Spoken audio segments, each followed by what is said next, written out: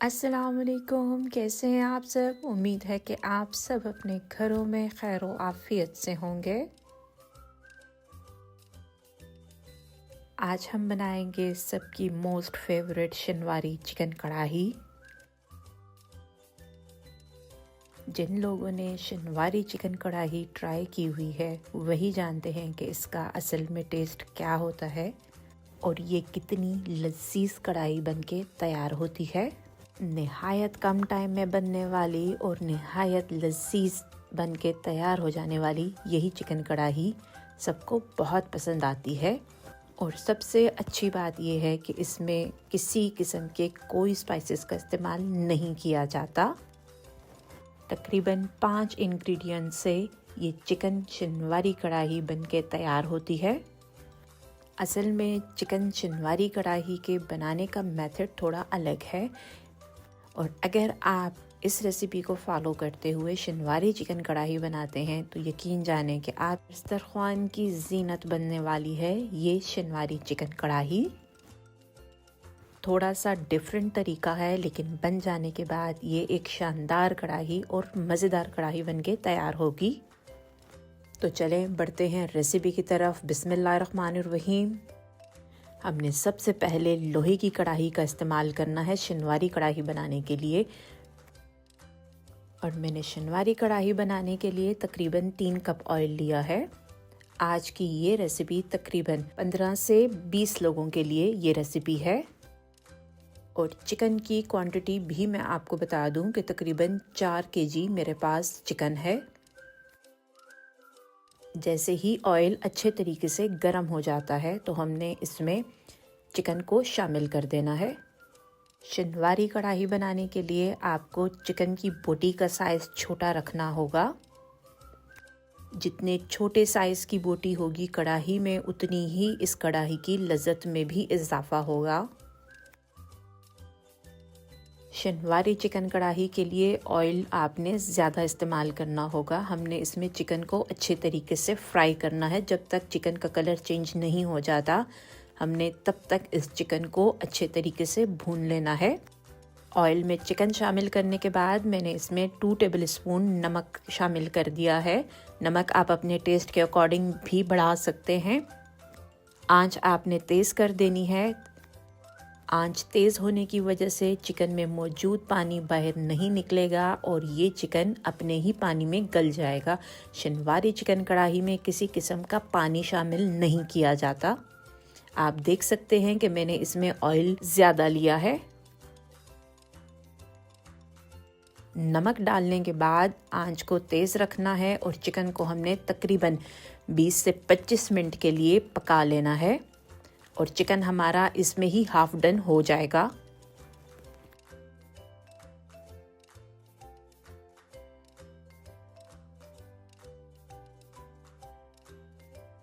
इस कढ़ाई में किसी किस्म का दही क्रीम इस्तेमाल नहीं होगा और इसके अलावा इसमें किसी किस्म का भी मसाला शामिल नहीं किया जाता।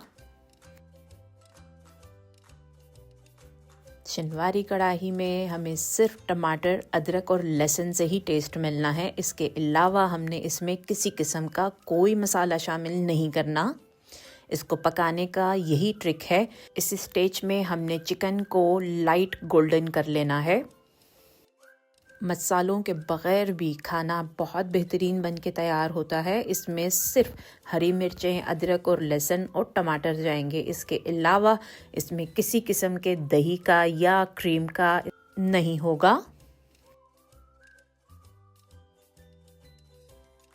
तकरीबन 20 मिनट पकने के बाद चिकन पे लाइट गोल्डन कलर आना शुरू हो गया है। तब मैंने इसमें से ऑयल की क्वांटिटी कम कर देनी है।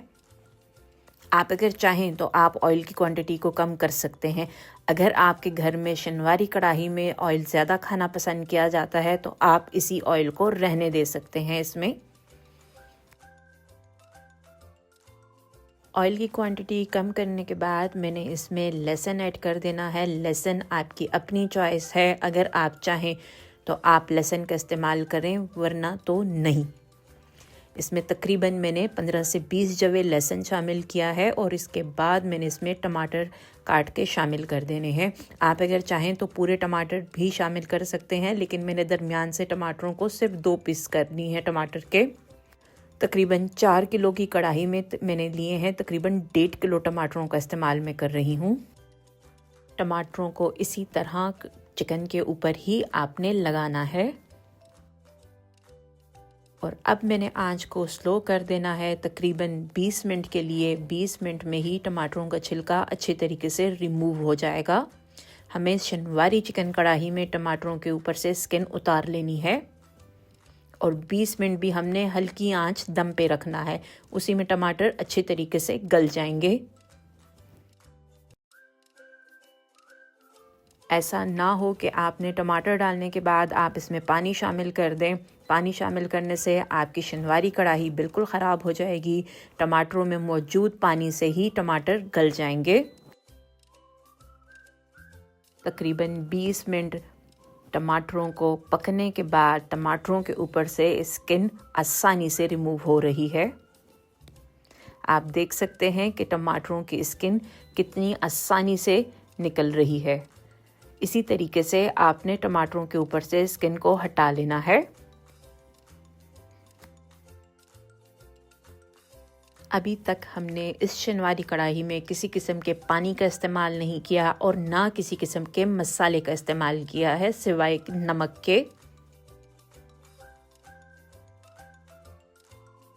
شنواری کڑاہی کو آپ اپنے دعوتوں کے مینیو میں شامل کریں یا آپ اس کو سنڈے برنچ کے لیے تو ضرور ٹرائی کریں۔ یہ شنواری کڑاہی بن کے انتہائی مزیدار، انتہائی شاندار بنتی ہے۔ بغیر کسی مسالے کے چھوٹے بڑے بہت شوق سے یہ کڑھائی کھانا پسند کرتے ہیں۔ بغیر پانی ڈالے ہمارا چکن بھی گل چکا ہے اور بغیر پانی ڈالے ٹماٹر بھی اچھی طریقے سے گل چکے ہیں۔ سارے ٹماٹروں کے اوپر سے میں نے اسکن کو ہٹا دیا ہے اور اب ہم نے اس سٹیج میں ٹماٹروں کو بھون لینا ہے۔ آپ جب بھی شنواری چکن کڑاہی بنائیں تو اس کے لیے بڑی کڑاہی کا استعمال کیجیے گا، کیونکہ اس میں ہم نے چکن کی یا گوشت کو اچھے طریقے سے بھوننا ہوتا ہے۔ اس میں بنائی بہت اچھے طریقے سے ہوتی ہے، اس لیے میں اسی کڑاہی کا استعمال کرتی ہوں۔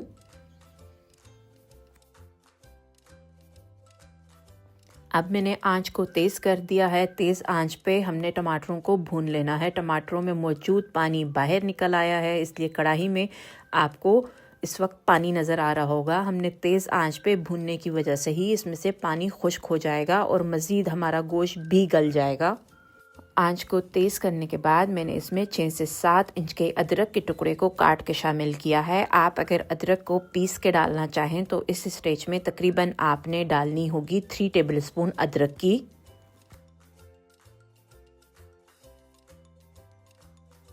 ادرک شامل کرنے کے بعد آنچ کو تیز کر دینا ہے۔ تیز آنچ سے اس میں موجود پانی خشک ہو جائے گا اور اس میں مسلسل آپ نے اس کڑاہی کو ہلاتے رہنا ہے۔ اس میں ٹماٹر اچھے طریقے سے گل جائیں اور نیچے بھی نہ لگیں، کیونکہ ہم نے اس میں کسی قسم کے پانی کا استعمال نہیں کیا۔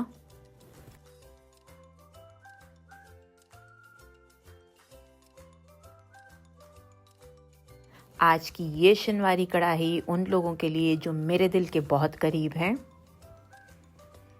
اور میں اسپیشلی سنڈے برنچ کے لیے اس شنواری کڑاہی کو ضرور بناتی ہوں، کیونکہ یہ شنواری کڑاہی اسپیشلی پراٹھوں کے ساتھ اس کے ٹیسٹ میں مزید اضافہ ہو جائے گا۔ آپ سنڈے کو تو ضرور شنواری کڑاہی برنچ کے لیے بنائیے گا۔ ادرک ڈالنے کے بعد ہم نے تیز آنچ پہ تقریباً 5 منٹ اس کو بھونا ہے۔ ہم نے تب تک اس کڑاہی کو اب پکانا ہے جب تک اس میں سے آئل نظر آنے شروع نہیں ہو جاتا۔ جیسے ہی اس میں سے آئل نظر آنا شروع ہو جائے گا، ہم نے آنچ کو بند کر دینا ہے۔ ہماری شنواری کڑاہی بالکل تیار ہے۔ اور سب سے آخر میں نے اس میں 6 سے 7 عدد ہری مرچیں کاٹ کے شامل کرنی ہیں۔ ہری مرچوں کے ٹیسٹ سے بھی اس کڑاہی میں مزید اضافہ ہوگا۔ آپ دیکھ سکتے ہیں کہ اس میں آئل نظر آنا شروع ہو گیا ہے۔ اب میں نے اس میں تقریباً 6 سے 7 ہری مرچیں کاٹ کے شامل کر دی ہیں۔ اب ہم نے صرف اس کو مکس کرنا ہے اور آنچ کو ہم نے بند کر دینا ہے۔ ہماری شنواری چکن کڑاہی بالکل تیار ہے، بغیر مسالے کے، بغیر دہی کے اور بغیر کریم کے۔ یقین جانیں کہ یہ شنواری کڑاہی کھانے کے بعد آپ کے گیسٹ انگلیاں چاٹنے پہ مجبور ہو جائیں گے۔ یہ انتہائی مزیدار کڑاہی بن کے تیار ہو گئی ہے۔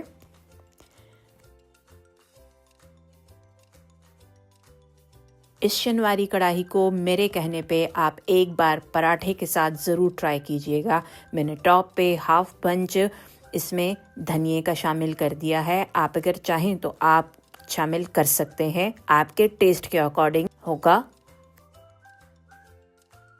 مجھے امید ہے کہ آپ کو آج کی شنواری چکن کڑاہی کی ریسیپی ضرور اچھی لگے گی اور آپ اس ریسیپی کو ضرور ٹرائی کریں گے۔ میں نے ٹاپ پہ 3 سے 4 لیمن بھی کاٹ کے شامل کر دیے ہیں۔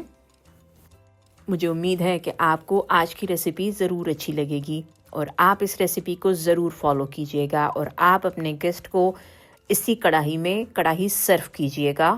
اس کڑاہی کو ڈش آؤٹ کرنے کی ضرورت نہیں ہے، آپ اس کڑاہی کو ایز اٹ از ہی اپنے گیسٹ کو سرو کر سکتے ہیں کیونکہ اس کڑاہی میں ہی اس کڑاہی کو کھانے کا ٹیسٹ ہے۔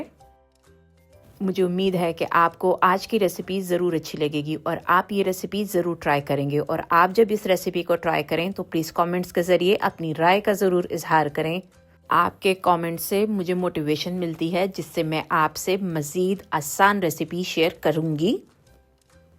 میرے چینل کو سبسکرائب کر دیں، بیل آئیکن کو پریس کر دیں۔ بیل آئیکن کو پریس کرنے سے میری جب بھی نئی ویڈیو آئے گی تو سب سے پہلے آپ کے پاس نوٹیفیکیشن آئے گا۔ اپنے دوستوں اور پیاروں کے ساتھ شیئر کریں، مجھے اپنی دعاؤں میں یاد رکھیں۔ ملتے ہیں ایک نئی ریسیپی کے ساتھ۔ شکریہ، اللہ حافظ۔